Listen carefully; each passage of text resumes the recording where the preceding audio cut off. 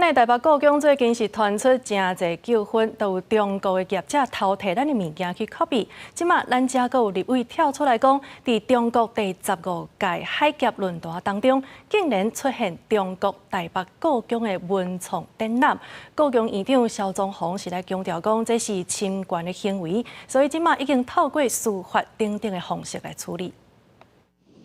台北故宫的文物收藏海内外有名，不过伫最近几年，所谓科技愈来愈进步，真侪知识的流通，故宫伫咧开放 Open Data 时阵，颠倒互中国不法的业者盗版侵权。故宫院长萧宗宏伫来到立法院质询，有立委讲，中国第15届海峡论坛竟然有中国台北故宫的文创精品展览。 中国业者也搁伫咧卖无经过授权的故宫的文创品。这个故宫文化馆文创精品展有无授权？我们故宫有没有授权给海峡论坛？完全没有授权。原则上认定的话是有侵权的行为。对那个中国台北故宫是有意见的。当然了，因为那个不是我们的正式名称的。认为这个中国业者伫海峡论坛的文化活动进行不法的行为，北京的故宫无可能唔知影。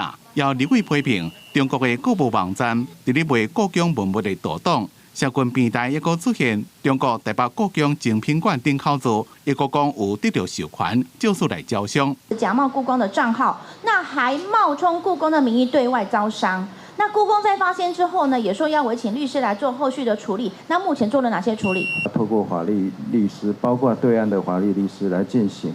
那有一些部分的话已经下架，可是有一部分的话，商品的部分还在外面流通，因为那个不太可能再收回来。萧宗宏强调，中国不法业者的所作所为，拢是严重的侵权行为。